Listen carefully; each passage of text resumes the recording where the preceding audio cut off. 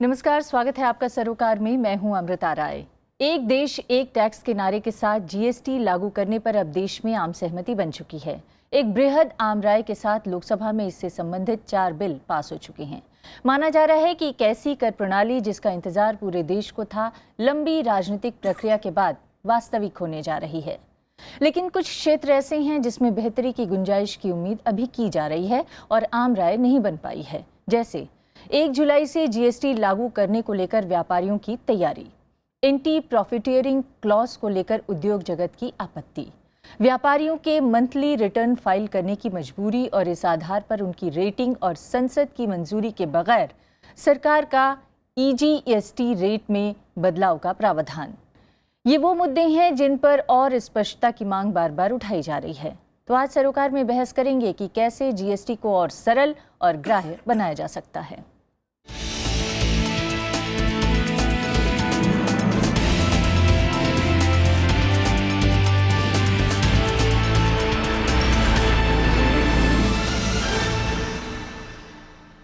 और आज बहस में शामिल होने के लिए हमारे साथ हैं प्रवीण खंडेलवाल। आप बीजेपी के नेता हैं, आप confederation of all India traders के महासचिव भी हैं।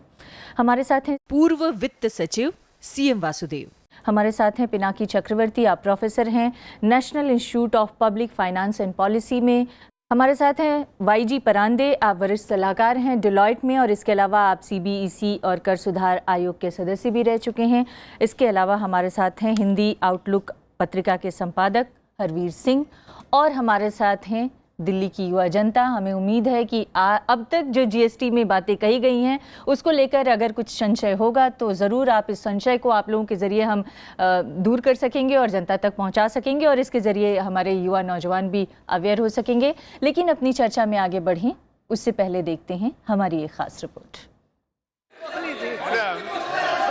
Madam, nobody has blamed the parliament. Let the honorable member. GST यानी वस्तु एवं सेवा कर लागू करने की ओर सरकार ने तेजी से कदम आगे बढ़ाए हैं।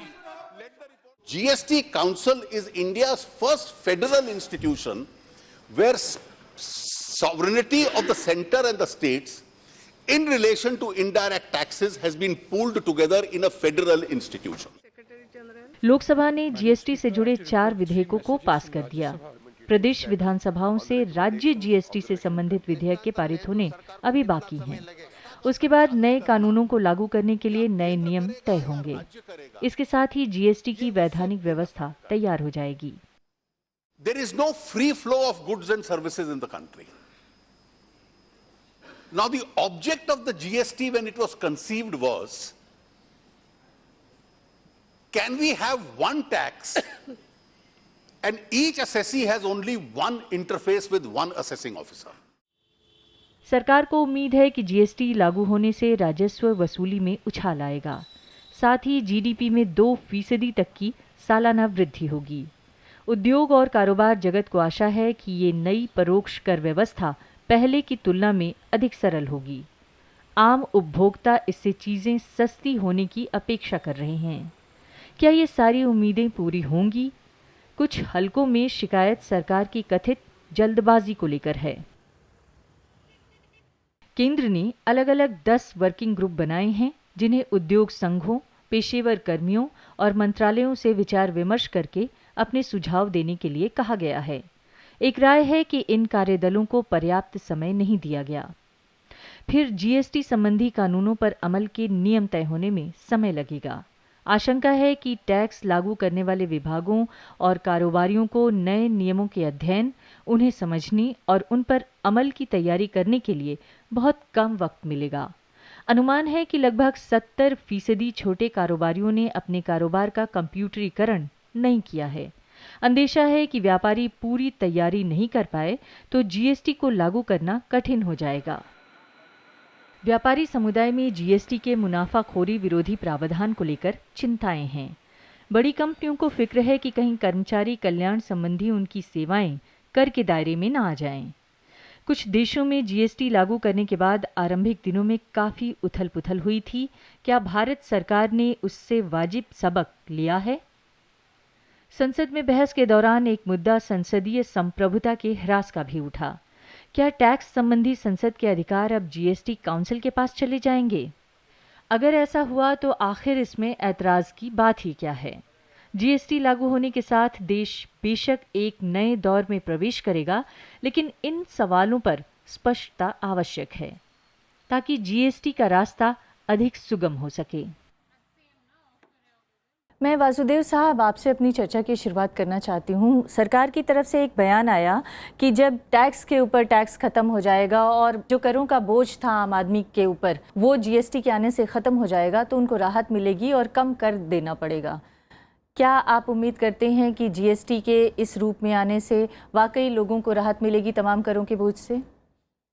नहीं, इसमें तो कोई शक नहीं है। अगर राहत नहीं मिलेगी तो सारा इस प्रक्रिया जो लागू की जा रही है जीएसटी का, उसका कोई ख़ास मतलब नहीं है। मगर ये बात ज़रूर समझने वाली है कि ये बताया जाता है कि जो कंज्यूमर है उसको भी फ़ायदा मिलेगा, जो प्रोड्यूसर है उसको भी फ़ायदा मिलेगा, ट्रेडर है उसको भी फ़ायदा मिलेगा और इकोनॉमी को भी फ़ायदा मिलेगा। तो कैसे मिलेगा? कहीं ना किसी साहब, मैंने सवाल इसीलिए ये तो पूछा था कि जब कंज्यूमर को भी फायदा मिलेगा और जो बेचने वाला है रिटेलर उसको भी फायदे की उम्मीद है या जो प्रोड्यूसर है उसको भी फायदे की उम्मीद है, तो इसमें बैलेंस कैसे होगा? वाजिब सवाल है आपका कि अगर सबको फायदा हो रहा है तो ये फिर कहाँ किसी का तो नुकसान होना चाहिए। और नुकसान इसमें उसका है जो अभी तक कैश ट्रांजैक्शन कर रहे थे, कर की चोरी करके अपना जो सेल्स टैक्स नहीं दिया, कैश दे दिया, एक्साइज में कुछ कर लिया, सर्विस टैक्स में नहीं दिया, तो अब वो इंसेंटिव नहीं है कि कैश ट्रांजैक्शन करने का। अगर वो कैश में लेगा तो उसको क्रेडिट बिल्कुल नहीं मिलेगा। तो अब किसी भी रिटेलर को जो लास्ट पॉइंट ऑफ सेल है उसको कैश में बेचने का इंसेंटिव नहीं है, बल्कि डिसइंसेंटिव हो गया। अगर कोई कैश लेना भी, कैश से खरीदना भी चाहेगा, वो कहेगा मैं नहीं लेता क्योंकि मेरा नुकसान होगा टैक्स पे। तो ये नुकसान उसका होगा जो इसके फ़ायदे सब बाकी लोगों में बटेंगे, कंज्यूमर में बटेंगे, ट्रेडर में बटेंगे, प्रोड्यूसर में बटेंगे। तो ये जो प्रश्न है, ये कई लोग पूछते हैं कि अगर सबका फ़ायदा है तो किसका नुकसान हो रहा है? नुकसान उसका है जो कर चोरी करके कैश ट्रांजैक्शन कर रहा था। जी, मैं खंडेलवाल साहब आपसे जानना चाहती हूँ, एक हमने एंटी प्रॉफिटरिंग जो क्लॉज है उसके बारे में बहुत सारे ट्रेडर्स की शिकायत है कि इसको कैसे लागू किया जाएगा या इसको लेके तमाम तरह की आशंकाएं अभी जताई जा रही हैं। अमृता जी, इसमें पहले तो मैं ये स्पष्ट कर दूं कि ट्रेडर का इसके अंदर कोई विरोध नहीं है। विरोध नहीं है। इसका जो विरोध है वो विरोध मल्टीनेशनल कंपनीज या कॉरपोरेट हाउसेस का है। उसका बहुत सीधा सा इसका अंतर है। कारण क्या है कि आज मान लीजिए किसी वस्तु पर टैक्स 12% था, सरकार ने घटा करके उसको 5% कर दिया, तो 7% का जो लाभ कंज्यूमर को पहुंचना चाहिए था, वो कैसे ये कॉर्पोरेट सेक्टर ने कभी भी उस लाभ को आगे कंज्यूमर को दिया ही नहीं। हमने जीएसटी, जिस वक्त जीएसटी की ये चर्चा हो रही थी, हमने बार बार सरकार को ये कहा कि इसका लांछन व्यापारी पर लगता है और ये कहा जाता है कि व्यापारी आगे पास ऑन नहीं करता, जबकि जो कंपनीज है जो मैन्युफैक्चर करती हैं वो उस सारे टैक्स को एब्जॉर्ब कर जाती हैं। तो व्यापारी होने के नाते से मैं इस एंटी प्रॉफिटेरिंग क्लॉज का स्वागत करता हूं। कम से कम हमने तो यहां तक कहा कि सबको अगर ऐसी व्यवस्था बन जाए कि जीएसटी लगने से पहले और जीएसटी लगने के बाद वस्तुओं की कीमतें इनवेरिएबली हमें बतानी पड़े सिस्टम को, तो सामने आ जाएगा कि किसको लाभ मिला और किसने लाभ आगे पास ऑन नहीं किया। ये जो स्वीपिंग रिमार्क व्यापारी के विषय में दिया जाता है, मेरा उस पर एतराज है। आपको भी लगता है परांदे साहब कि ये जो एंटी प्रॉफिटरिंग क्लॉज है ये फाइनली ग्राहक को फ़ायदा पहुंचाएगा और इतनी आसानी से ग्राहकों को फ़ायदा कंपनियां दे देंगी जो टैक्स का लाभ मिलेगा उन्हें? उसका ऐसा है कि ये जो एंटी प्रॉफिटरिंग क्लॉज है, हाँ। उसका कारण यही है हाँ। कि गलत फ़ायदा इंडस्ट्री इससे इम्प्लीमेंटेशन ना उठाए। वो जो इसमें जो आशंका आ रही है वो मुद्दे पे नहीं है, प्रिंसिपल पे नहीं है। आशंका ये है कि कंप्लायंस दिखाने के लिए मुझे क्या करना पड़ेगा, इसके जो रूल्स हैं, कानून है, that should be absolutely clear. That मुझे अगर किसी कानून से कंप्लाई करना है तो मुझे क्लियरली समझना चाहिए कि मुझे क्या क्या करना है, मुझे अकाउंट्स कैसे मेंटेन करना है, मेरे अकाउंट में प्राइसेस कैसे रिफ्लेक्ट करना है। अच्छा, जीएसटी का दूसरा एक जो लाभ है वो ये है कि बिजनेस की एफिशिएंसी बढ़ने वाली है। जो अभी तक टैक्स आर्बिट्राज के चलते टैक्स से जो रिस्ट्रक्चरिंग होता था बिजनेस से, डिपोज एटसेट्रा एटसेट्रा, वो चला जाएगा। तो टैक्स जो है वो इन निर्णयों में रोल नहीं प्ले करेगा। तो ये भी होगा कि अगर मैंने मेरा धंधा अच्छा चलाया और इसका लाभ कंपटीशन से मुझे हुआ क्योंकि मैं ज़्यादा एफिशिएंट हो गया था, I should not gate punished for it, उससे मुझे पेनल्टी नहीं लगनी चाहिए।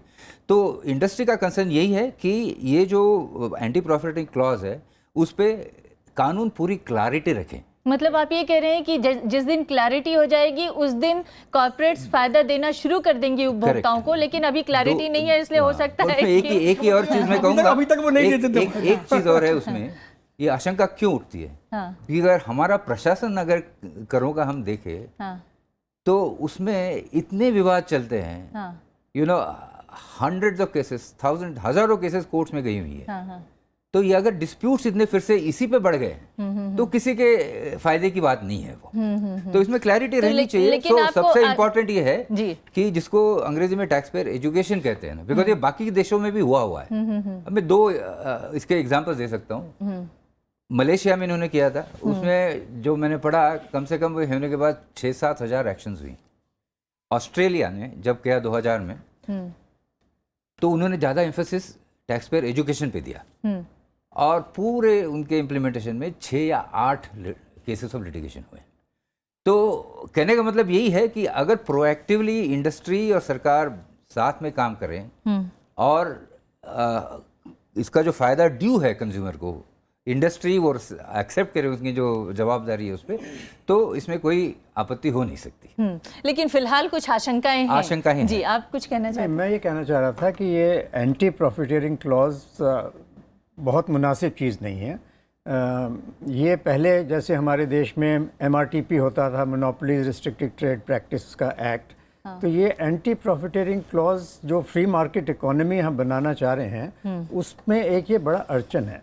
उम्मीद ये की जाती है कि जब आपके यहाँ कंपटीशन है, उस competition should take care of any of these problems of excess profiteering. हाँ, शुरू के पीरियड में कुछ ऐसे सेक्टर्स हैं जहाँ थोड़ा मोनोपोलिस्टिक टेंडेंसीज हो सकती हैं, जैसे कुछ सीमेंट सेक्टर है या जहाँ बहुत बड़ी कंपटीशन नहीं है मार्केट में, वहाँ ज़रूर सरकार को देखना पड़ेगा कि वाकई में इसके बेनिफिट्स कहीं इंडस्ट्री खुद तो नहीं एब्जॉर्ब कर रही है, मगर वो बहुत शॉर्ट टर्म होना चाहिए। मैं समझता हूँ 1-2 साल से ज़्यादा ये एंटी प्रॉफिटियरिंग क्लॉज नहीं होना चाहिए, उसकी सनसेट क्लॉज होनी चाहिए। And we should have a free market economy जिसमें competition should take care of these abrasions. बजाय कोई इंस्पेक्टर आके बताए इंस्पेक्टर को आके you are going back to some कई सारे लोगों को आशंका ये हो रही है, ये जो फ्री मार्केटिंग इकोनॉमी की आप बात कर रहे हैं, कहीं इस पे अंकुश न लग जाए इसके आने से। वही मैं कह रहा हूँ, आपको भी इसलिए शॉर्ट टर्म होना चाहिए, 1-8 साल के ज़्यादा लंबा नहीं होना चाहिए। क्या आप भी मानते हैं कि इस पे अंकुश लग सकता है और इसको शॉर्ट टर्म कर दिया जाए तो शायद एक बैलेंस बना रहे? मैं बिल्कुल सहमत हूँ वासुदेवन सर के साथ, क्योंकि जब हम बोलते हैं कि टैक्स का बेनिफिट फुल्ली पास ऑन नहीं किया गया है, हिस्टोरिकली ये हो रहा है क्योंकि ये प्राइस इलास्टिसिटी के ऊपर डिपेंड करता है। जैसे मेडिसिन, अभी मेडिसिन का टैक्स रेट अगर घट गया 7 से 4% हो गया, मेडिसिन का प्राइस नहीं गिरेगा क्योंकि मेडिसिन प्राइस इनइलास्टिक, आपको चाहिए अगर मेडिसिन आप खरीदेंगे। तो ये market should take care of it. उदाहरण दिया जाता है बार बार पेट्रोल का। पेट्रोल के दाम जो है वो मार्केट रेट के हिसाब से तय होते हैं, लेकिन उसका पूरा फायदा उपभोक्ता को नहीं मिल पाता है मार्केट रेट से। ये तो सबसे बड़ी मोनोपोली है। 4 पब्लिक सेक्टर एंटरप्राइज ओवरनाइट सब एक ही दाम बना देते हैं, एक मार्केट प्राइस है। ये हो सकता है कि जो एफिशिएंट है उसका दाम थोड़ा कम हो या ज़्यादा हो, मगर ये तो 4-5 पब्लिक सेक्टर मोनोपोली हैं, ओवरनाइट डिसाइड कर देंगे कि सबके दाम इतने बढ़ गए, इतने गिर गए। तो ये कोई फ्री मार्केट डिटरमिनेंट नहीं है। नहीं, वही तो मैं कह रही हूँ कि उसका फायदा उपभोक्ता को नहीं मिल पा रहा है, चाहे दाम कम भी हो रहे हैं क्रूड ऑयल के, फिर भी नहीं मिल पा रहा है। वो फ्री मार्केट बेसिस पे प्राइसिंग नहीं हो रही है। ये कोई माने जा सकते हैं कि जितने हमारे 4-5 हैं पब्लिक सेक्टर, उनकी एक ही जैसी एफिशिएंसीज हैं, उनकी रिफाइनरीज की एफिशिएंसी एक ही जैसी है, तो डिफरेंस होना चाहिए। जो एफिशिएंट है वो प्राइस अपनी ज़्यादा करे या कम करे, तो ये तो बेनिफिट नहीं मिल रहा है। ये तो बहुत बड़ी मोनोपोली है। ये तो हमारे कंपटीशन कमीशन को कई लोगों ने कहा भी है कि ये जो एंटी कंपेरेटिव प्रैक्टिस है हमारे पब्लिक सेक्टर ऑयल कंपनीज की, इसको देखा जाना चाहिए। इसमें कोई कॉम्पिटिटिव प्राइसिंग है ही नहीं, इट इज़ मोनोपोली प्राइसिंग। तो सरकार को क्या करना चाहिए फिर? कंपटीशन कमीशन को करना चाहिए, देखना चाहिए। उन्होंने नोटिस दिए हैं, मैंने सुना है। कुछ पेट्रोल में ये नहीं हो सकता क्योंकि पेट्रोल है प्राइस इनइलास्टिक। तो पेट्रोल का अगर दाम बढ़ेगा, सरकार टैक्स बढ़ाती रहती है जब क्रूड ऑयल का प्राइस घटता है, तो petrol is a different story all together. But generally speaking अगर एंटी प्रॉफिटियरिंग हो रहा है, आई फुल्ली एग्री कि मार्केट को उसको टेक केयर करना चाहिए। सो कंपटीशन बढ़ने से अपने आप प्राइस घटेगा। ऐसा नहीं है कि depending on the tax rate government will decide on a law so that there is no anti profiteering. ये शॉर्ट टर्म होना चाहिए and price should be determined in the market. तो मार्केट में ये होना चाहिए। But in GST I want to argue on important point, जो किसका फायदा हो रहा है, किसका नुकसान हो रहा है। पहले हम लोगों ने डिस्कस किया था। मेरे को लगता है कि एक important point we are missing and that is cascading जो हो रहा था। अभी जब कैस्केडिंग कम हो जाएगा, I am not saying it will fully go because all the indirect taxes are not part of GST, most of it is part of GST. तो वो जब आ जाएगा, कैस्केडिंग सब्सटेंशियली कम होगा, उससे economy functioning of economy will become more efficient and that efficiency will benefit everyone. It's not only the producer versus consumer or wholesaler versus retailer. I think that overall improvement in the tax structure सबको benefit करेगा. So but I would have liked it to be जब तक वो नहीं आएगा, जिन projects की बात GST उम्मीद तो ये है कि जीएसटी होने के बाद कैस्केडिंग कम हो जाएगा। उसी लिए तो ये सब कर रहे हैं। तो ऑटोमेटिकली ये होना चाहिए, वो होगा भी। कितना देर तक होगा, कितना तक होगा, ये डिपेंड करता है डिजाइन ऑफ टैक्स के ऊपर। तो टैक्स का जो अभी डिजाइन किया हुआ है, आप अगर कॉन्स्टिट्यूशनल अमेंडमेंट देखें तो उसमें पेट्रोलियम को बाहर रखा गया है। बोला है कि जीएसटी काउंसिल कभी बाद में इसके बारे में सोचेंगे। तो अगर पेट्रोलियम का जो लार्ज कंपोनेंट है diesel is an intermediate input. तो डीजल में हमें कैस्केडिंग का जो बेनिफिट मिला चाहिए था, जीएसटी आने के बाद भी वो नहीं मिलेगा। तो वैसे कुछ एनिमलीज है in the design of taxes, लेकिन overall if we look at our tax revenue का टोटल जो रेशियो है हमारे घरेलू उत्पाद के, यह है इनडायरेक्ट टैक्सेस का करीब करीब 11% है, सेंटर और स्टेट मिला के। उसमें से अराउंड 6 to 7% ऑफ जीडीपी अभी ये इसके अंदर आ रहा है, जीएसटी के अंदर आ रहा है। जो जीएसटी के अंदर आ रहा है उससे जो कैस्केडिंग कम होगा, जो बेनिफिट मिलेगा वो इकोनॉमी में सबको मिलेगा। So that way it is an improvement from the existing structure. जी, हरवीर जी, आपको क्या लगता है उपभोक्ताओं को कैसे फायदा होगा? और जो दूसरा एक बहुत सारे लोगों को लग रहा है कि ये जो फ्री मार्केट वाला जो कॉन्सेप्ट है, कहीं इस पे असर तो नहीं पड़ जाएगा इस क्लॉज के आने की वजह से? कहीं इंस्पेक्टर्स को ज़्यादा पावर तो नहीं मिल जाएगी? क्योंकि एक और इसमें क्लॉज जो जोड़ा गया है कि कंपनियों को मंथली अपना इनकम टैक्स जमा करना पड़ेगा या आय व्यय का ब्यौरा देना पड़ेगा। तो ये कहीं कंपनियों को डरा तो नहीं रहा है ये क्लॉज? एक्चुअली देखिए, एक तो हम लोग जीएसटी को सभी लोग कह रहे हैं कि बहुत रिवोल्यूशनरी एक टैक्स रिफॉर्म है। और रिफॉर्म किस लिए होता है? रिफॉर्म होता है किसी चीज़ को सुधारना। रिफॉर्म का मतलब ही सुधार है। तो जहाँ सबसे बड़ी बात कह रहे हैं कि जो करों का जो सरलीकरण है, जो प्रक्रिया है, उसको आसान करेंगे, जिससे कि बहुत कॉम्प्लेक्स ना हो चीज़ें। कर देने वाला कई बार हिचकता है क्योंकि उसको बहुत सारी फॉर्मेलिटीज पूरी करनी है, बहुत सारी ऐसी चीज़ें हैं, तो वो उससे बचने के लिए कई बार अगर देना भी चाहे तो ये ऐसा एक धारणा बनती है, इकोनॉमिस्ट भी कहते हैं, पॉलिसी मेकर भी कहते हैं। तो एक तो ये देखना पड़ेगा क्या इससे कॉम्प्लेक्सिटी बढ़ेगी। जैसे अभी एंटी प्रॉफिटरिंग की बात आई, तो यहाँ सवाल ये होता है, पिनाकी जी ने बात की है कि आप एक बड़ा कंपोनेंट जो है उसका जो आपको कैस्केडिंग इफेक्ट कम करना है, उसे एज ए इंटरमीडिएट इनपुट पे जो उसका टैक्स का आपको जो क्रेडिट मिलना है वो तो मिलेगा नहीं, क्योंकि आपने उसको टैक्स के दायरे से बाहर कर दिया। पहले तो सरकार की नीयत पे सवाल होना चाहिए।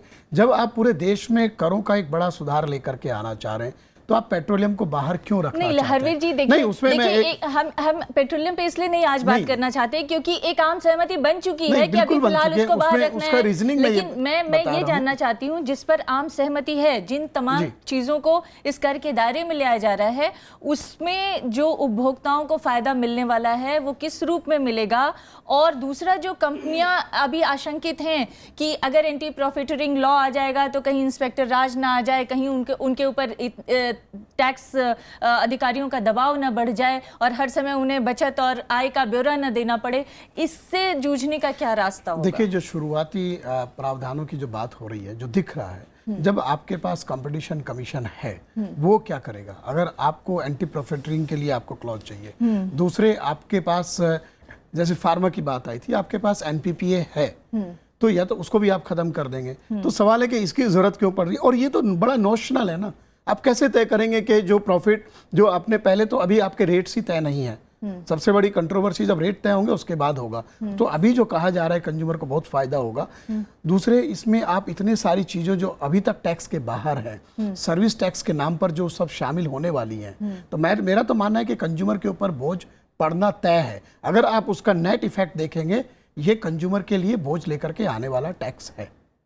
आप तो नेगेटिव पिक्चर प्रस्तुत कर रहे हैं। मुझे इसमें एक बात करिए, मैं हरवीर जी की राय से इत्तेफाक नहीं रखता। कारण क्या है कि पहले हमें ये समझना होगा कि जीएसटी में आदर्श स्थिति क्या है। जीएसटी में आदर्श स्थिति ये है कि आज हमारे को खाली वैट के अंदर हमें गुड्स का क्रेडिट मिलता था। जीएसटी के अंदर हमको सर्विसेज पर भी जो हम टैक्स दे करके आएंगे हमें उसका भी इनपुट क्रेडिट मिलेगा। तो टुगेदर यदि हम गुड्स और सर्विसेज के इनपुट क्रेडिट को अगर हम जोड़ देंगे तो ये बिल्कुल सही बात है कि जो हमारी लैंडिंग कॉस्ट है वो कहीं ना कहीं निश्चित रूप से कम होगी।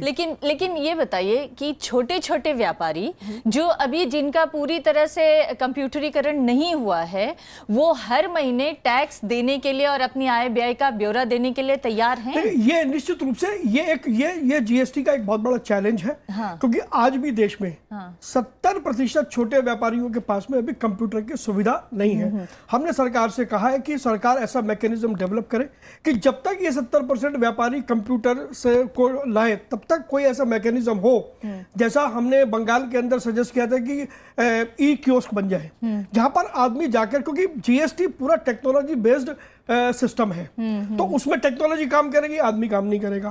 तो हमने ये कहा कि हमारी और आप लोग को इस बात से कोई आपत्ति नहीं है कि हर महीने ट्रेडर्स का या व्यापारियों का क्रेडिट तय होगा, उसमें अगर कहीं टैक्स अधिकारियों को ज्यादा अधिकार दे दिया गया तो वो आपके negative tax negative credit rate भी तैयार कर सकते हैं? इसमें हमको व्यापारियों के हित से ऊपर खड़े होकर के सोचना पड़ेगा। जब हम पूरे देश की टैक्स व्यवस्था को बदल रहे हैं, जिसमें हमारा छुटकारा उन 17 कानूनों से मिल रहा है, उन स्टैच्यूटरी फॉर्म से मिल रहा है, तो दूसरी तरफ यदि इसके बदले में हमको सिस्टम में आना है तो हमको सिस्टम में आने की तैयारी भी करनी पड़ेगी। सिस्टम से बाहर रहकर, जैसे भी वो कह रहे थे कि अगर आप सिस्टम में, जैसे कैश वाली इकोनॉमी है, मैं उनकी बात से पूरी तरीके से सहमत हूं, क्योंकि ये पूरा टेक्नोलॉजी बेस्ड सिस्टम है। तो जो लोग सिस्टम में आएंगे, तो कितनी तैयारी है आप लोगों की? कितनी तैयारी है इस सिस्टम में आने के लिए और कितना वक्त लग सकता है? अब वक्त तो 6 करोड़ व्यापारियों में से 70% के पास कंप्यूटर नहीं है। हिंदुस्तान इतना बड़ा तो है, 1 जुलाई से हो जाएगा। और अभी तक सरकार की तरफ से कोई आउटरीच प्लान शुरू नहीं हुआ। लेकिन हमारे यहाँ देश भर में व्यापारियों ने अपने अपने स्तर पर जितना, जैसी भी आदि कच्ची पक्की जो भी जानकारी मिलती है, उस जानकारी के आधार पर अपने आप को अपग्रेड करने की चेष्टा की है। मुझे ऐसा लगता है कि यदि हमको 1 जुलाई से भी अगर इसको लगाना है या सितंबर कभी से भी लगाना है, तो सबसे पहले सरकार को रूल बनते रहेंगे, बाकी चीज बनती रहेगी। लेकिन जीएसटी के जो बेसिक फंडामेंटल्स है, 1 जुलाई की डेट सितंबर में भी जा सकती है, क्योंकि आपके ऑर्गेनाइजेशन ने इस तरह की मांग भी की है। हमने ये कहा था कि 1 सितंबर, क्योंकि 15 सितंबर के बाद तो वो अमेंडमेंट ही लैप्स हो जाएगा।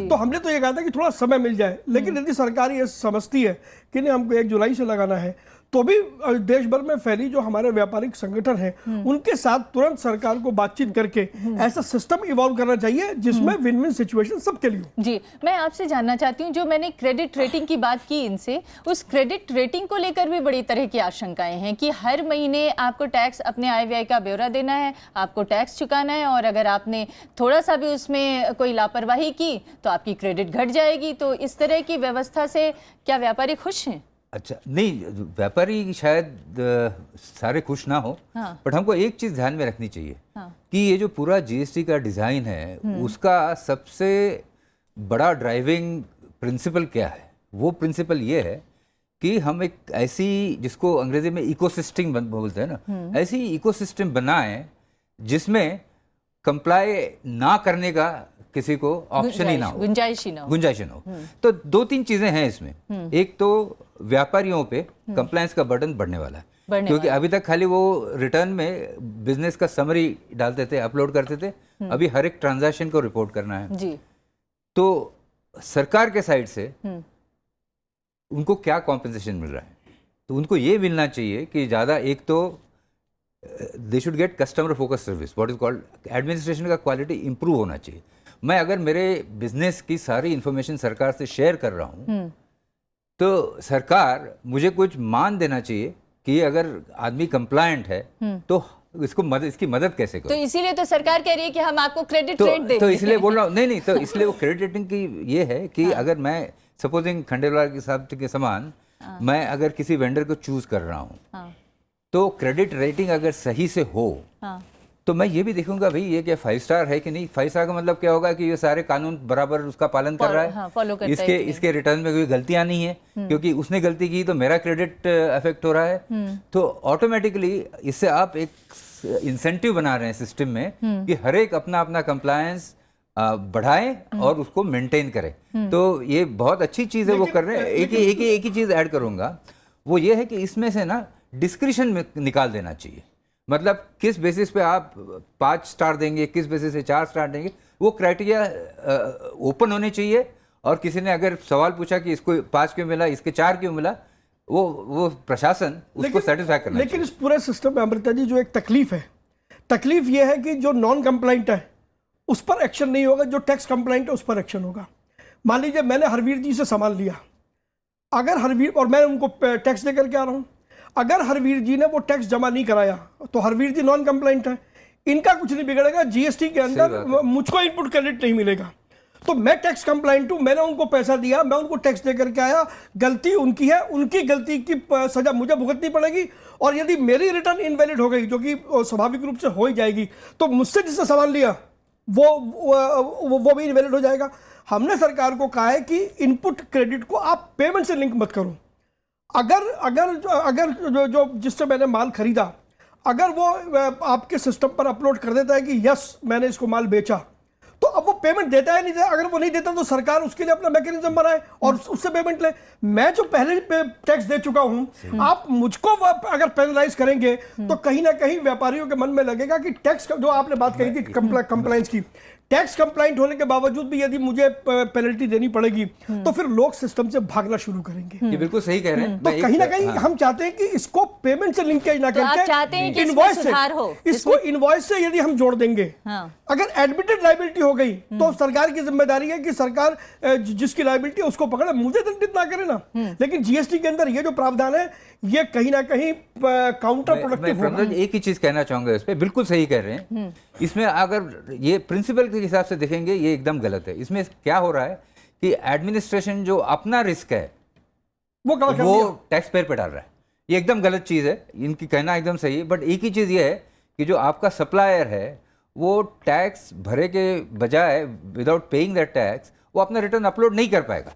तो there is a check in the system, but I agree with him, I completely agree with him. कि यदि हम सिस्टम में टैक्स कंप्लाइंट को एनकरेज करना चाहते हैं, सही बात तो यहाँ तो टैक्स कंप्लाइंट डिस्करेज हो रहा है। और जिसने टैक्स का कंप्लाइंट नहीं किया, मुझसे पैसा भी ले लिया, टैक्स भी ले लिया, और अगर वो रिटर्न भरता नहीं है, उसको पता नहीं डिपार्टमेंट पकड़ेगा नहीं पकड़ेगा, मैंने पैसे दे दिया तो मेरी और उसमें आकर के मेरी रेटिंग खराब हो जाएगी।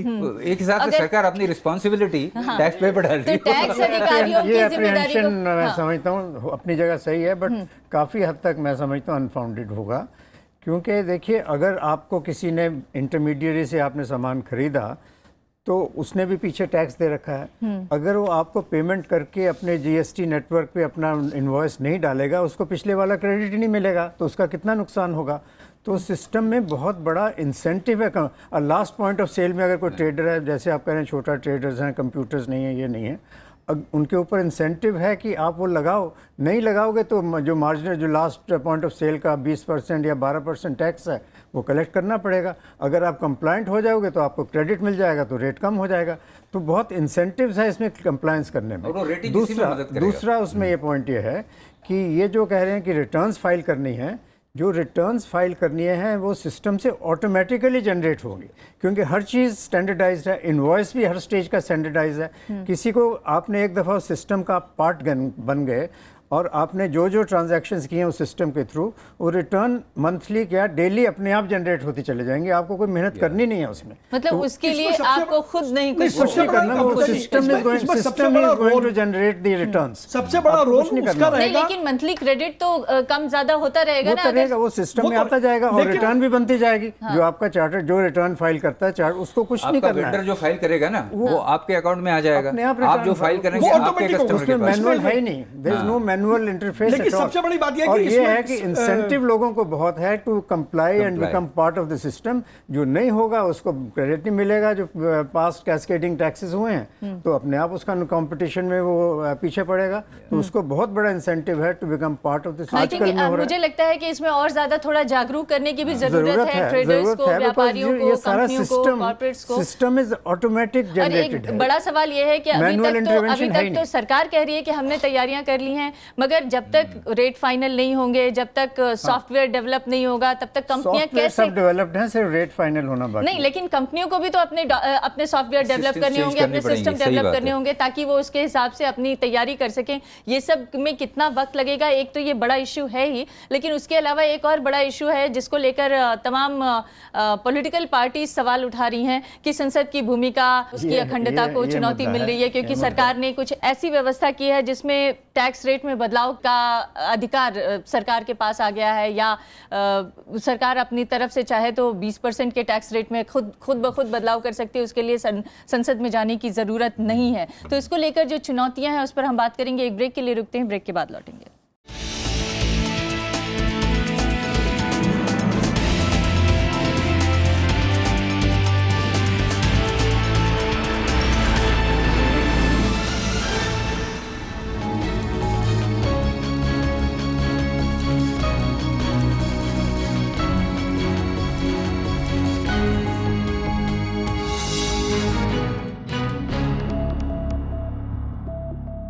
तो अब तक हमने बात की कि कैसे आम उपभोक्ताओं को जीएसटी आने से फ़ायदा मिलेगा और व्यापारियों पर क्या बोझ बढ़ने वाला है, या फिर उसके तरीके को किस तरह से आसान किया जाए। लेकिन एक बड़ा सवाल जो तमाम राजनीतिक दलों की तरफ से उठाया जा रहा है वो ये उठाया जा रहा है कि बिना संसद की मंजूरी के सरकार कैसे जीएसटी रेट में बदलाव कर सकती है, क्या ये फेडरल स्ट्रक्चर के खिलाफ है और इसको कैसे दुरुस्त किया जा सकता है, क्या इसके उपाय कर सकती है। एक्साइज के अंदर पहले से सरकार का ये प्रावधान था और जीएसटी में भी उन्होंने पीक रेट तय करने की बात कही है। ये नहीं कहा कि सीधा ही 20% हो जाएगा। मुझे लगता है कि मैक्सिमम 20%। तो अगर पहले से हमारे देश में एक्साइज में अगर ये चल रहा था, हमने एक्साइज के बहुत सारे प्रोविजंस को बोरो किया है जीएसटी के अंदर, क्योंकि एक्साइज जीएसटी का पार्ट बनने वाला है। तो अगर ये प्रोविजन में हमने बोरो किया कि उसमें पीक रेट अगर तय कर दिया, तो इसमें मुझे लगता है इतनी हाई तोबा वाला ये इशू नहीं है। इससे ज़्यादा ज़रूरी है कि जो प्रक्रिया है, जो प्रोसेस है, उसको सिंप्लीफाई और रैशनलाइज किया जाए, ताकि ज़्यादा से ज़्यादा लोग इसके अंदर में आए और टैक्स नेट हमारा बढ़ना चाहिए। आपको क्या लगता है ये सही उचित कदम है? मेरे को लगता है दैट इशू इज सेटल्ड, क्योंकि जीएसटी काउंसिल का if you look at constitutional amendment, मैं पढ़ रहा हूँ कॉन्स्टिट्यूशनल अमेंडमेंट से, the council will make recommendations to the union and states on important issues related to GST, like the goods and services that may be subjected or exempt from GST, model GST laws, principles that govern place of supply rules, threshold limits, GST rates, including the floor rates with bands. So entire architecture of GST as per the constitutional amendment is in the hands of GST Council. वही हुआ है, तो मेरे को नहीं लगता है कि उसमें कोई कंफ्यूजन है।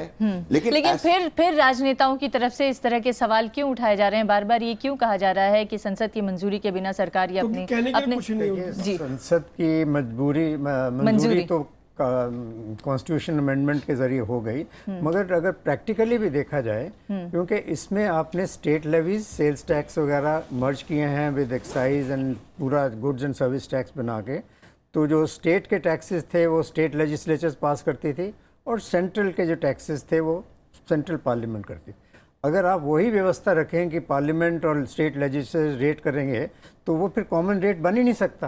तो इसलिए सोच विचार के सभी पार्टीज ने, पार्लियामेंट ने सोच क्यों नहीं बन सकता? अगर सभी एक रेट तय कर दिया जाए कि ये मैक्सिमम रेट हो सकता है, और स्टेट अपना तय करेगी और सेंटर अपना तय करेगी, तो महाराष्ट्र में कुछ हो गया, तमिलनाडु में कुछ हो गया, पंजाब, वो तो पॉसिबल नहीं है। इसलिए ये आवश्यक है, अगर आपको जीएसटी वाकई एक ऑल इंडिया रेट बनाना है, तो आप जीएसटी काउंसिल जिसमें स्टेट्स रिप्रेजेंटेड हैं वो आप रेट तय करिए, वो रेट सेंट्रल गवर्नमेंट के ऊपर भी लागू है और स्टेट गवर्नमेंट के ऊपर भी लागू है, आप अलग नहीं कर सकते हैं। मगर अगर अलग अलग पार्लियामेंट को अलग पावर्स और लेजिस्लेचर की अलग power, then you are back to square one. फिर कैसे चेंज होगा? तो ये टेक्निकली लोग कह सकते हैं कि ये पार्लियामेंट का मेन जॉब है to levy taxes and all that, but आपने एक मैक्सिमम बना दिया, उसके अंदर पावर आपने काउंसिल को दे दी।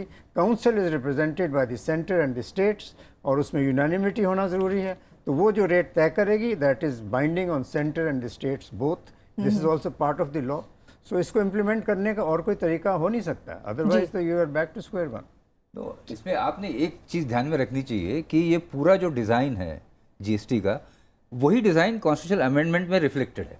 तो मतलब जान के जो पार्लियामेंट की सो कॉल्ड सॉवरेनिटी इसको कहते हैं, उसको थोड़ा पूल किया गया है सेंटर और स्टेट्स के बीच में। और बीच में जीएसटी काउंसिल जो सेंटर और स्टेट दोनों को रिप्रेजेंट करती है, और जिसकी जिम्मेवारी ये है कि पूरे देश में पूरा कोऑर्डिनेशन, कोहिरेंस, देन कोऑर्डिनेशन बनाए रखे, उसको ये अथॉरिटी दी गई है। तो क्या आपको लगता है कि संसद से ज्यादा पावर जीएसटी काउंसिल को संसद से है? ज्यादा ऐसा है कि संसद से ज्यादा पावर वाली बात नहीं है। संसद का जो कानून बनाने का अधिकार है, या विधानसभा का किसी स्टेट में, वो उन्हीं के पास है। ओनली अभी चेंज सिचुएशन ये है कि उनको जीएसटी काउंसिल के रिकमेंडेशन के बिना इन कानूनों में बड़े बड़े बदलाव लाना अभी संभव नहीं है। और ये उन्होंने कॉन्स्टिट्यूशन अमेंड करके खुद मान लिया है। तो आई थिंक ये मुद्दा सेटल हो चुका है, इसे राजनीतिक मुद्दा बनाने की जरूरत नहीं। Second issue that I wanted to highlight here is the issue of taking decision in GST Council. ये ऐसा नहीं है कि you can just take a decision. ये voting process है, 3/4 majority चाहिए, तो 9 or 10 states together can stall a process. Central government itself can stall a process. क्योंकि सेंटर का वोटिंग राइट है 1/3, बाकी सारे स्टेट्स का है 2/3। किसी भी चीज को पास कराने के लिए 3/4 मेजोरिटी चाहिए जीएसटी काउंसिल में। अभी तक जो हुआ है in terms of consensus, that shows that there has been substantial progress and the entire country wants a common market. तो नहीं तो ये नहीं होता, because GST Council कब सेटअप हुआ था? November 4th को। तो in 6 months I think there has been commendable progress in terms of whether you agree or disagree with some of the provision is a different matter. लेकिन the progress that we have seen in the last 6-7 months is absolutely commendable. And ये भी है ना कि आप council के through decisions लेंगे तो थोड़ा सा डीपोलिटिसाइज्ड एटमॉस्फेयर हो जाता है ना। Absolutely. तो it is more I think economically efficient decisions which will be taken, and the parliament and the state legislatures have given this authority to the council. जी। उसमें एक दूसरा छोटा सा दूसरा भी आप ध्यान में रखना चाहिए। इसमें जो स्टेट सेंट्रल रिलेशंस है ना, वो बड़े फंडामेंटली चेंज हो गए। जब अभी महाराष्ट्र खुद होके कुछ कर नहीं सकता है, महाराष्ट्र खुद होके ऐसी कोई निर्णय नहीं ले सकता वो गुजरात को अफेक्ट करे, बिकॉज कोई भी चेंज करना है उसको काउंसिल में आना है। तो हर एक स्टेट को खाली अपना नहीं सोचना है, उसको पूरे देश का सोचना है। नहीं, और शायद सेंटर ने भी तो नारा है कि एक देश एक सॉवरेनिटीज को सरेंडर की है, स्टेट्स ने भी शायद इससे सरेंडर की है। ये फुलफिल भी हो जाए। मैं चाहती हूँ कि कुछ जो युवा हैं वो सवाल पूछें अपने। जीएसटी का पास होना एक स्वागतयोग्य कदम है। इससे वन नेशन यूनिफॉर्म टैक्स की व्यवस्था तो लागू होगी ही, और कॉपरेटिव फेडरलिज्म भी इससे बढ़ेगा। इसके बाद भी लगभग कुछ चुनौतियां हैं, जैसे नौकरशाही को सक्षम बनाने की ज़रूरत है और व्यापारी और जनता को भी अवेयर करने की ज़रूरत है जीएसटी को लेकर। मैं फॉर्मर फाइनेंशियल एडवाइज़र सर से एक सवाल पूछना चाहूँगा, 2 सवाल पूछना चाहूँगा। जो अभी वर्तमान में रियल इस्टेट और पेट्रोलियम प्रोडक्ट को इससे बाहर रखा गया है, जबकि इंफ्रास्ट्रक्चर डेवलपमेंट और जीडीपी ग्रोथ रेट के बूस्ट अप के लिए यह ज़रूरी चीज़ें हैं। और जीएसटी लागू होने के बाद टैक्स इवेजन और टैक्स टेररिज्म किस प्रकार से रुकेगा? देखिए, जो आप प्रश्न उठा रहे हैं बिल्कुल वाजिब है। अगर pure economic point of view से देखा जाए तो पेट्रोलियम सेक्टर और रियल एस्टेट वगैरह को भी जीएसटी में लाना चाहिए, मगर जहाँ पॉलिटिकल कॉम्प्रोमाइज़ होते हैं सेंटर स्टेट्स के तो थोड़ा आउट ऑफ द पॉसिबल होता है। मगर उसमें एक अच्छी चीज़ मैं आपको बता दूं कि पेट्रोलियम सेक्टर के लिए जो एग्जेम्पशन है वो अंडर लॉ नहीं है, वो काउंसिल के हाथ में है। तो जब भी अगर इत्फाक बन गया लोगों में, तो काउंसिल ही डिसीजन ले सकती है, आपको लॉ में अमेंड करने के लिए पार्लियामेंट में जाने की ज़रूरत नहीं होगी। ये एक बहुत बड़ी चीज़ है जो लोगों ने नोटिस नहीं किया है कि petroleum sector part of GST है, मगर काउंसिल ने ये डिसीजन लिया है कि अभी जीएसटी इस पर लागू नहीं होगा, और उसको कब लागू करना है ये काउंसिल तय करेगी। उसके लिए आपको पार्लियामेंट में लॉ में अमेंडमेंट जाने की ज़रूरत नहीं है। एक ये बहुत बड़ा मुद्दा लेकिन है। उनका एक और सवाल था कि जब ये दावा किया जा रहा है कि जीएसटी आने से हमारी growth rate, economic growth rate बढ़ जाएगी और पेट्रोलियम जैसे सेक्टर को या रियल एस्टेट जैसे सेक्टर को बाहर रखा जाएगा, तो इकोनॉमी ग्रो कैसे करेगी? देखिए, ऐसा है ना कि जो पेट्रोलियम सेक्टर है उसके ऊपर जो स्टेट रेवेन्यूज़ हैं, रियल एस्टेट में जो स्टैम्प ड्यूटीज़ हैं 8-10%, 12% स्टेट्स में, they are big source of revenue for the states. तो उनको ये शुरू में, मैं समझता हूँ आरंभ में ये थोड़ा शक है कि ये अगर इतना सोर्स ऑफ रेवेन्यू उनका निकल गया तो क्या उनको लॉन्ग टर्म में कॉम्पनसेशन मिलेगा, नहीं मिलेगा, उनको रेवेन्यू लॉस होगा, नहीं होगा। मगर मैं समझता हूँ जैसे जीएसटी लागू होने की डस्ट सेटल हो जाएगी तो ये स्टेट्स ही महसूस करेंगे कि इनको भी इसमें लाया जाए, क्योंकि ये एक बहुत बड़ी चीज़ है, उससे रियल एस्टेट सेक्टर तो से उस पर फिर हम आने वाले दिनों में फिर एक आएगा। सरोकार मगर करेंगे। देखिए, सबसे बड़ी चीज़ ये है कि वो काउंसिल के डिसीजन होगी, पार्लियामेंट में आपको जाने की जरूरत नहीं है, जो एक बहुत पोलिटिसाइज्ड एटमॉस्फेयर हो जाता है। जी, टैक्स इवेजन और टैक्स टेररिज्म कैसे रुकेगा जीएसटी आने के बाद? देखिए, टैक्स इवेडर के लिए सबसे बड़ा तो ये डिसइंसेंटिव है कि कैश में वो नहीं आप कोई चीज़ खरीदना, अगर खरीदेगा तो बेचने वाले का नुकसान है, तो अब कोई बेचेगा ही नहीं कैश में, क्योंकि अगर वो कैश में बेचेगा उसको पास्ट का क्रेडिट नहीं मिलेगा तो नुकसान हो जाएगा। तो इसलिए ये जो हमारे यहाँ ब्लैक मनी को यूज़ करने का ज़रिया है कैश से सामान खरीदना, वो ख़त्म हो जाएगा। अगर ब्लैक मनी को इस यूज़ करने के ज़रिए बंद हो जाएंगे धीरे धीरे, तो incentive to generate black money भी कम हो जाएगा। जी। तो ये बेनिफिट तो मैं समझता हूँ सरकार की ओवरऑल जो नीति है और पॉलिसी है ब्लैक मनी को कर्व करने के लिए, इसका उसी का हिस्सा अगर आप मानेंगे तो मैं समझता हूँ ज़्यादा अच्छा आप इस बात को समझ पाएंगे। अगला सवाल। जीएसटी लागू होने के बाद सहयोगी जो संघवाद की धारणा है उसको बढ़ावा मिलेगा, लेकिन इसकी दोहरी कर संरचना जो बनाई गई है उसमें राज्य के अधिकारियों को ज़्यादा पावर देने का जो प्रावधान है उससे केंद्र सरकार के कर अधिकारियों द्वारा इसका विरोध किया जा रहा है। ये कहाँ तक जायज़ है? तो इसमें सही बात कहा है आपने कि इसमें थोड़ा जिसको कहते हैं डिसोनेंस हो रहा है।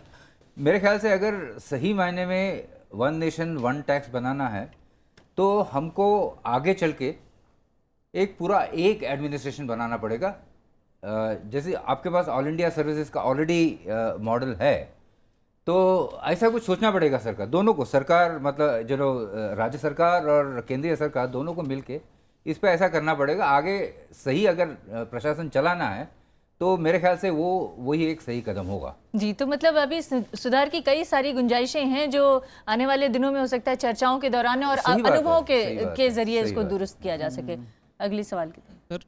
कर सुधार के रूप में जीएसटी एक अच्छा कदम है, लेकिन बेशक इससे मध्यम वर्ग को लाभ पहुंचेगा, लेकिन सर जहां एक तरफ मध्यम वर्ग को लाभ मिलेगा वहीं दूसरी तरफ मध्यम वर्ग की कुछ उपभोग की वस्तुएं हैं जिसके प्रोडक्ट मतलब दाम सर इंक्रीज हो जाएंगे। सर उसके लिए क्या किया जा रहा है? एक तरफ सर टैक्स कम होंगे, एक तरफ बढ़ रहे हैं। अभी तो यही तय नहीं हुआ कि किस कौन पर सा कितना आइटम टैक्स किस लगेगा। उसमें जाएगा, और हम जैसे आज goods अगर के ये कुछ निर्णय कर लें कि वो महंगा या सस्ता हो जाएगा, मुझे लगता है ये प्री मैच्योर स्टेटमेंट है। नहीं देखिए कुछ चीज़ें हैं सर, आप इस तरह से मत जाइए। सर्विसेज में बहुत सारी सर्विसेज शामिल होने वाली हैं। आप ऐसे नहीं कि स्वीपिंग स्टेटमेंट नहीं है, मैं इसी का विरोध कर रहा हूँ कि ऐसा नहीं कि सब कुछ सस्ता होने वाला है। आप मुझे ये बताइए, आपने कहा कि अगर आप घर किराए पे देते हैं that will be called a service now, आप उसमें घर पे प्रॉपर्टी टैक्स भी देते हैं और अब उसके ऊपर आपको सर्विस टैक्स भी देना पड़ेगा। ये किस पे पड़ेगा? जिसको घर किराए पे लेना है उसके ऊपर पड़ेगा, या जो घर किराए पे दे रहा है उसके ऊपर पड़ेगा। हम एक मॉडल लीज एक्ट बना रहे हैं लैंड के लिए, और उसको ये है कि देश में इतनी सारी ज़मीनें पड़ी हैं किसानों के पास जो कि दूसरे किसान को किराए पर इसलिए नहीं देते कि कई बार कब्जा हो जाए, बाद में मालिकाना हक पर विवाद हो, तो उसके लिए मॉडल लीज एक्ट आएगा। अब जब वो लीज पे ज़मीन दी जाएगी और लीज देना आपने सर्विस दे दिया है, उस पर टैक्स लगेगा। आप तो जो जमीन का छोटा सा टुकड़ा एक किसान जिसपे खेती करेगा उस पर भी टैक्स इंपोज करने की तैयारी कर रहे हैं, एंड ये इनडायरेक्टली एग्रीकल्चर के ऊपर टैक्स इंपोज करने का रास्ता बनाएगा। ये हालांकि चीजें भी कहा जा रहा है कि दूसरा एग्रीकल्चर पे point ये टैक्स है, नहीं लगेगा और इसलिए- खाने पीने नहीं, के कैसे? सामानों पे टैक्स नहीं जब लगेगा। आपने कानून, आपका कानून बन गया है, पार्लियामेंट में पारित हो गया है कि अगर आप इसको सर्विस माना जाएगा तो उसको अब या तो आप एग्जेम्प्ट करेंगे, क्या होगा अभी आगे आके पता लगेगा। तो हरवीर जी, रेट पे हरवीर जी, मैंने जो इसीलिए कहा कि अभी आज जो हम चर्चा कर रहे हैं ना कि ये महंगा सस्ता, जब तक देखिए अभी दो चीज़ें बड़ी होनी ज़रूरी हैं। एग्जेप्टेड कैटेगरी में कौन जाएगा, जीरो में कौन जाएगा, 5, 12, 18, 28 और 28 प्लस सेस में कौन जाएगा, नंबर 1। इसके अलावा जीएसटी से किन किन इंस्टीट्यूशंस को एग्जम्पशन होंगी, एक्सप्लिसिट करना पड़ेगा वो। देखिए सरकार एक चीज मैं आपको बताऊं कि कॉर्पोरेट का आप कह रहे हैं ना कि कॉर्पोरेट जगत बहुत खुश है क्योंकि हमारी इकोनॉमी का करीब 40-45% इनफॉर्मल इकोनॉमी। हाँ, ठीक है ना। ग्रेजुअली ये इनफॉर्मल इकोनॉमी किल हो जाएगी। उसमें क्या है कि जो लोग छोटा मोटा धंधा करते हैं, अभी 4 लोगों को रोजगार देते हैं, आप उनको इस तरीके से फंसाओगे और फॉर्मल सेक्टर में आपको 7-8% रोजगार है इस देश में, जो प्रॉपर रोजगार है। तो ये आप ये भी देखिए वहां भी चोट होने वाली है। अभी जब लागू होंगी चीजें, we will see the future, अच्छे के लिए कर रहे हैं, बट जो ये इसके चीजें आएंगी उसको आप भूलिए मत। जी, आप कुछ कहना चाहते हैं? मेरे को लगता है जीएसटी के बारे में जब हम बात करते हैं, 2 चीज हमें याद रखना चाहिए। एक, the first thing is GST कोई प्रोग्रेसिव टैक्स नहीं है। जीएसटी 140 कंट्रीज में इंप्लीमेंट हुआ है, पॉपुलर टैक्स है, लेकिन आइडिया ऑफ जीएसटी है सिंपल टैक्स है, इजी टू कलेक्ट रेवेन्यू। तो अगर प्रोग्रेसिविटी लाना है, government become pro poor, if you want the government to become pro poor, government का प्रो पुअर एक्सपेंडिचर होना चाहिए। ये बोलते नहीं है कि अच्छा चावल का दाम कम होगा और लग्जरी मर्सिडीज का दाम ज्यादा होगा, ऐसा जीएसटी में प्रोविजन नहीं है। लेकिन हमने किया है, there are 4-5 rates now depending on the nature of the commodities. I think that is not an ideal GST design, but करना पड़ता है because we are doing a tax reform in a federal country, there are lot of issues. Second issue जो है, tax incidence बढ़ेगा या नहीं। I am not going to the details of specific individual sector. अभी देखिए पहले क्या tax था, पहले 14.5% था आपका जनरल वैट रेट स्टेट में, excise duty in and around 16-17%, service tax था around 15% now with all the cess and surcharges. All these are getting merged and we are talking about a highest rate of 28%। तो मेरे को लगता है even if we take a weighted average rate, this 28%, the peak rate, overall पहले जो tax rate था उससे कम है। तो इसी के कारण एंड अभी जो टैक्स सिस्टम होगा उसमें आपको क्रेडिट मिलेगा फुल्ली, पहले नहीं मिलता था। तो इसीलिए ओवरऑल कैस्केडिंग कम हो जाएगा and effective statutory rate being lower at 28%, I don't think there will be a higher tax incidence after GST. ये नहीं होगा। लेकिन if there is an inflation because of some other reason, people may come and blame the GST के कारण inflation हुआ है, तो वो तो रिसर्च की बात है, बाकी वो तो जब हो जाएगा उसके बाद उसके कारण तलाशे जाएंगे। हमें ये सब सोचना चाहिए in terms of the design। अगले सवाल, फियर जो है of informal sector, formal sector, I think काफ़ी हद तक मिसप्लेस्ड है, because GST is not targeted at any sector, it is targeted eight A product. Item पे टैक्स लगना है, आप बना रहे हैं या ये बना रहे हैं, इनफॉर्मल बना रहा है, फॉर्मल बना रहा है, उससे कोई मतलब नहीं है। तो ये कि इनफॉर्मल सेक्टर इससे दब जाएगा, ये बहुत मिसप्लेस्ड है, मैं समझता हूँ। ये प्रोडक्ट के ऊपर टैक्स है, चाहे कोई भी बनाए उसको टैक्स देना है, चाहे 12% है, आप 5% है, जिस रेट में आएगा।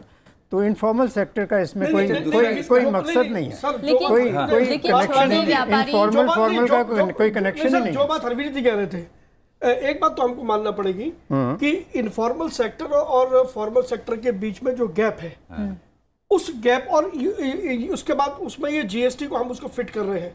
जब तक आप इनफॉर्मल सेक्टर को लेवरेज नहीं करोगे, जब तक आप इनफॉर्मल सेक्टर को बराबर का आप वो नहीं दोगे। आज इकोनॉमी की अभी हम बात करते हैं, बेशक वो फॉर्मल सेक्टर 7-8% पर है, लेकिन कंट्रोल सारे इकोनॉमी को उन्होंने कर रखा है। आज भी इनफॉर्मल सेक्टर को बैंक पैसा नहीं देता। तो जब तक आप उसकी जितनी भी आवश्यकताएं हैं, जब तक आप उसकी सारी आवश्यकताओं को पूरा नहीं करेंगे, तब तक आप सोचे कि वो बिल्कुल सिस्टम में आ जाए, तो बड़ा मुश्किल काम होगा। जो हरवीर की चिंता है, मैं वहां सहमत हूं हरवीर जी से। आप उनकी चिंता से सहमत है। मैं अगले सवाल की तरफ बढ़ती हूँ। मेरा प्रश्न सभी से है कि ये एक बहुत ही बोला जा रहा है कि एक नेशन और एक कर की व्यवस्था, तो इसके प्रति सर ने भी बोला कि ये बहुत बड़ा इसके लिए रिवोल्यूशनरी मतलब स्टेप है, और इसके लिए क्या हमारे भारत में पूरा टेक्नोलॉजी बेस्ड होने के कारण इतनी तैयारियां हो चुकी हैं कि आगे जाके इसे कोई लाभ जो आम व्यक्ति तक पहुंचेगा, और क्या आम व्यक्ति इतना अवेयर है इसके प्रति कि जीएसटी है क्या? जी, और अगर 3 महीने में सरकार इसको लागू करने की तैयारी कर रही है, 1 जुलाई से अगर सरकार इसको लागू करने की तैयारी कर रही है, तो कैसे इतनी शॉर्ट नोटिस पे सबका डिजिटाइजेशन हो जाएगा, सबकी तैयारियां भी हो जाएंगी, सारे रेट भी तय हो जाएंगे, कैसे होगा ये सब? तो पहले ही केंद्र के जो अधिकारी हैं उनको भी काफ़ी सारा इसको लेकर के गुस्सा है। अभी सरकार उसी को शांत कर रही है। मैं एक उदाहरण देता हूँ, बिल्कुल हम लोग सारा भारत को आप अमेरिका और यूरोप के फिनलैंड की तरह मत देखिए, जापान नहीं है, भारत है। और यहाँ पूरा टेक्नोलॉजी पे आप पूरा इतना ओवर डिपेंडेंस नहीं हो सकते। जहाँ एक राज्य में आपको 15 दिन इंटरनेट सर्विसेज आप बंद कर देते हैं। अब मैं किसी नॉर्थ ईस्ट की बात करूँ, किसी जम्मू कश्मीर की बात करूँ, वो भी आपके देश का हिस्सा है। आप हरियाणा में अचानक 3 दिन के लिए इंटरनेट सर्विसेज बंद कर देते हैं, तब आपका कहाँ ट्रांजेक्शन? न सिर्फ इंटरनेट सर्विसेज, बिजली नहीं आती, मैं एक छोटी सी बात सभी जगहों पे। दूसरे अभी भी जहाँ डिजिटाइजेशन किया है, पिक्चर्स आते हैं, फुटेज आते हैं कि राजस्थान में वो आपने इंटरनेट कनेक्टेड करके उसको दिया है राशन, वो पेड़ पे चढ़ करके सिग्नल देख के अंगूठा लगा के नीचे आता है और उसको राशन मिलता है। आप जो इस देश की जो वास्तविकता है, आप पूरा TRI रो गया, आपके कॉल ड्रॉप बंद हुए क्या इस देश में? हम इतनी बड़ी टेक्नोलॉजी, क्योंकि हम डाटा सर्विसेज के ऊपर भरोसा कर रहे हैं। आप देखिएगा क्या किस तरीके का परफॉर्मेंस है, तो करना चाहिए, लेट अस सी। क्योंकि आप जो कह रहे हैं कि तमाम सारे जो 70% आपके छोटे ट्रेडर हैं जिनके पास अभी कंप्यूटर नहीं है, और आप कह रहे हैं सस्ता, उसका जो कॉस्ट, कंप्लायंस का जो कॉस्ट आएगा, जो हार्डवेयर खरीदेगा, एक आदमी को चलाने के लिए जो 50 साल का आदमी अपना काम चला रहा है खाता बही से, उसको आप सीधा कहेंगे आप सिस्टम पे ऑपरेट कीजिएगा। उसको कैसे ट्रेनिंग किया जाएगा? ये नहीं, ट्रेनिंग क्यों, खर्चा आएगा ना, उसको एक आदमी रखना पड़ेगा, उसकी ऑपरेटिंग कॉस्ट, उसकी जो कॉस्ट बढ़ेगी वो कहाँ से कंपनसेट करेगा? आप कहते हैं कि वो आपको सस्ता करके सामान दे देगा। दूसरे में एक चीज़ जानना चाहता हूँ कि अभी बिकॉज हमने टेलीकॉम पे बात की है, मैं जो टेलीकॉम सर्विसेज खरीदता हूँ अभी उस पर 15% टैक्स लग रहा है। पहले सर्विस टैक्स 12% था, उसके पहले और कम था, जब उस पर 18% हो, कैसे सस्ती होगी जरा बताइए? कौन सा sir? No we have to go because it has become almost an essential service for common man. थोड़ी इनकम्प्लीट है अंडरस्टैंडिंग इसमें, मैं समझता हूँ। देखिए, अभी तक ये होता था, सर्विस टैक्स अपना अलग उसमें लाइन पे चलता था, एक्साइज ड्यूटी अलग लाइन पे चलती थी। तो आपने मॉडरेट किया थोड़ा एक्साइज ड्यूटी का कैस्केडिंग इफेक्ट कम करने के लिए। मगर कोई भी मैन्युफैक्चरर है वो सर्विस भी यूज़ करता है, और कोई भी सर्विस प्रोवाइडर है वो मैन्युफैक्चर्ड आइटम भी यूज़ करता है, चाहे कंप्यूटर खरीद रहा है, चाहे प्रिंटर खरीद रहा है। तो अब ये जो जुड़ गया है, उसमें मैन्युफैक्चरर को ना कि केवल एक्साइज का क्रेडिट मिलेगा, उसमें सर्विस टैक्स का भी क्रेडिट मिलेगा। इसी तरह जो सर्विस प्रोवाइडर है उसको ना कि पास्ट की सर्विस टैक्स का क्रेडिट मिलेगा, उसको एक्साइज ड्यूटी का भी क्रेडिट मिलेगा। तो ये दोनों जब जुड़ जाएंगे, तो जो आप एयरटेल का एग्जांपल दे रहे हैं, तो एयरटेल का जो एग्जांपल दे रहे हैं, मैं एयरटेल का नहीं दे रहा हूँ, I am just giving an example कि ये बहुत ही आदर्श स्थिति है। आई एग्री विद यू, लेकिन क्या वो जो अभी जो कंपटीशन का जो एनवायरनमेंट है उसमें अपनी जो बेसिक कॉस्ट है, जो भी उसकी सर्विस और जो कंपनी अपनी पूरी व्यवस्था सेटअप कर चुकी हैं, जिनको कुछ नया नहीं लेना है, वो उनका तो कॉस्ट घटा नहीं, वो तो उसी कॉस्ट पे चल रही हैं, तो फिर वो सस्ता क्यों करेंगे और कैसे करेंगे? फुल क्रेडिट सिस्टम जब आएगा, पर यूनिट कॉस्ट घटेगा ना। तो just looking at the tax rate, अगर हम बोले कि इसका प्राइस बढ़ जाएगा, उसका प्राइस घट जाएगा because of the tax difference in tax. 18% excise है, 15% सेल्स टैक्स है, 33 हो गया। अब उसके ऊपर अगर 28 आ गया या 18% टैक्स लग गया, अपने आप कम हो गया कि नहीं? वो कम क्यों हुआ? लेकिन यहाँ पर एक बुनियादी सवाल है, या मैं ये भी कह रहे हैं सिस्टम भी अच्छा है, सारी बातें हैं। सवाल ये है कि जिन लोगों के कंधे पर देश में GST लगना है, क्या हमने उन लोगों से बात की है? नंबर 1। क्या हमने उनकी कैपेबिलिटीज को जांचने की चेष्टा की है? नंबर 2। अभी जो हरवीर जी ने कहा, कंप्यूटर तो मैं लगा लूंगा, लेकिन फिर 25,000 रुपए का मुझे कंप्यूटर ऑपरेटर की मेरे ऊपर एडिशनल कॉस्ट है।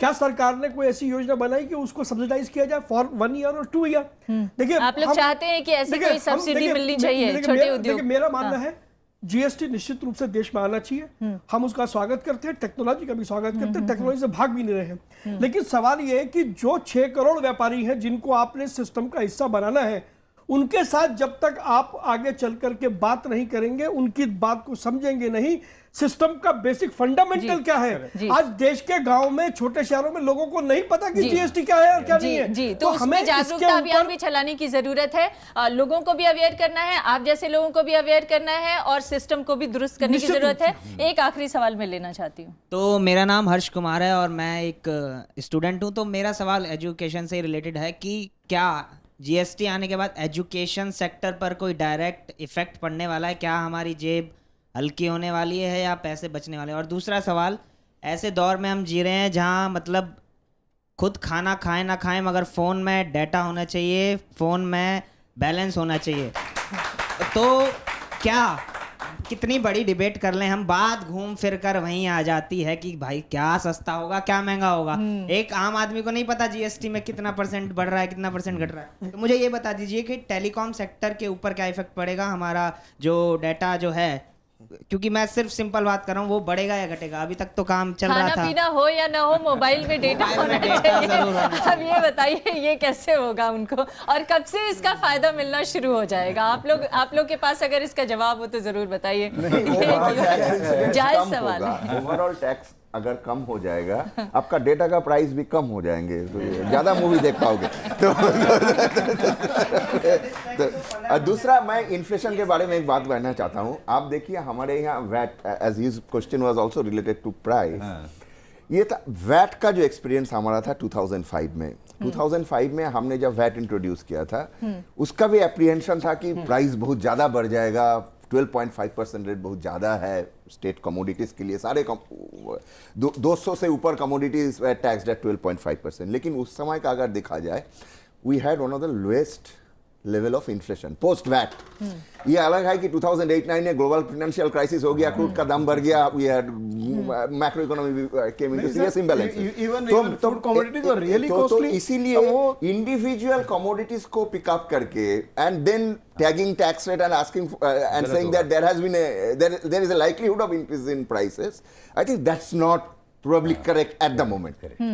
लेकिन एक बेसिक सवाल है, जहां से मैंने शुरू किया था वहीं से मैं अंत भी करना चाहती हूं कि आम आदमी को लाभ होगा, इस तरह के दावे किए जा रहे हैं, ये लाभ कब से पहुंचना शुरू होगा? उन जैसे लोगों को कब से, या हमारे जैसे भी लोगों को लाभ मिलना कब से शुरू होगा? देखिए, इकोनॉमिक एफिशिएंसी बढ़ेगी तो सबको लाभ है। हाँ। देखिए, हर दुनिया में आप देखिए बड़ी बड़ी मार्केट बनाने चाह रहे हैं। यूरोपियन कॉमन मार्केट बनाया, आसियान ने south east Asian common market बनाया, और हमारी इतनी बड़ी मार्केट है इंडिया में, हम उसका फ़ायदा नहीं उठा पा रहे हैं क्योंकि पॉलिटिकल बाउंड्रीज़ की वजह से फ्रेगमेंटेड मार्केट है। अगर वन नेशन वन मार्केट बन गई, जो जीएसटी का मकसद है, तो उसकी कितनी एफिशिएंसी होगी हमारी इकोनॉमी की। क्या वो पहली जुलाई, नहीं मैं ये सवाल बेनिफिट सबको मिलेगा। ये तो एक आदर्श जवाब है। मैं ये जानना चाहती हूँ, जब पहली जुलाई से इसको लागू किया जाएगा तो क्या आम उपभोक्ता को पहली जुलाई से इसका फायदा मिलना शुरू हो जाएगा, या पहली जुलाई 2018 से इसका फायदा मिलना शुरू होगा? कब से मिलना शुरू हो जाएगा? मुझे ऐसा लगता है कि किसी भी सिस्टम को स्टेबलाइज होने में 1 से 2 वर्ष का समय लगेगा। टीथिंग प्रॉब्लम्स कम से कम 2 वर्ष के अंतराल में, क्योंकि अभी इसमें बहुत से चैलेंजेस आएंगे, उन चैलेंजेस के हिसाब से फिर उसके निदान निकलेंगे। तो ये एक प्रक्रिया है। 1 जुलाई से तो हम उस दिशा में चलना शुरू करेंगे, और कम से कम 1 से 2 वर्ष का इंतजार देश को करना पड़ेगा कि जब पूरा सिस्टम सिंक्रोनाइज होने के बाद में, आप लोग समझ लीजिए 2 वर्ष तक संघर्ष करना पड़ेगा। और ये भी मान के चलना होगा कि टीथिंग प्रॉब्लम जरूर आएंगे। हाँ। और दूसरा ये है कि आप ये भी सोचिए कि हम तो अभी तक तो खाली हम जीएसटी की बात कर रहे हैं, हाँ। बट जीएसटी में जो कंप्लायंस बढ़ेगा, हाँ। उसका इम्पैक्ट डायरेक्ट टैक्स पे होने वाला है। तो अगर सरकार के पास रेवेन्यूज रेगुलरली आए, सरकार को भी ज़्यादा स्कोप मिलेगा कि रेट्स को मॉडरेट कर पाएगा सरकार, even on commodities, because as professor साहब says it's a regressive tax. Correct. So अगर कंप्लायंस बढ़ जाए इस हिसाब से और सारा बिजनेस रिकॉर्ड में आ जाए, इनकम टैक्स में आप बढ़ोतरी देखेंगे। जी, आपको उम्मीद है कि जल्दी इसका फायदा मिलना शुरू हो सकेगा उपभोक्ताओं को, लोगों को? पूरे पैनल की आम सहमति तो है कि एक तो टीथिंग प्रॉब्लम आने की काफ़ी संभावना है, कि काफ़ी जल्दबाजी में हो रहा है, तैयारी नहीं है। अभी तो सरकारी अधिकारी ही सहमत नहीं है, और अभी जो केंद्र और राज्यों के बीच के जो टैक्स डिपार्टमेंट है, उनके बीच में जो एक ठीक से क्वेश्चन होना है, वो सारा इशू है। लेकिन अभी मेरे ख्याल से देखना चाहिए, कोई बुराई नहीं है, बिकॉज जो एक पॉइंट है वासुदेवन जी का कि वाकई ये एक इशू है, बॉर्डर वाला जो इंटर स्टेट का इशू है वो बहुत बड़ा इशू है और उससे बहुत इनएफिशिएंसी बढ़ती है। और जो बात हो रही है कि जीडीपी इतना बढ़ जाएगा, बिल्कुल कहीं ना कहीं एफिशिएंसी बढ़ेगी तो बढ़ेगा, शायद 2% ना बढ़े, 1% बढ़ जाए। और जब ओवरऑल इकोनॉमी ग्रो करेगी तो देश के सभी लोगों को उसका फायदा होगा। बट तो कुछ संशय के साथ सभी लोग इसको स्वीकार करना चाहते हैं और चाहते हैं कि देश में एक नया टैक्स रिफॉर्म हो। उम्मीद है कि आने वाले दिनों में सरकार तमाम ये जो संशय आप लोगों की तरफ से उठाए गए हैं उन सबको दूर करने का प्रयास करेगी। बहुत बहुत शुक्रिया आप लोगों का, आपका भी धन्यवाद।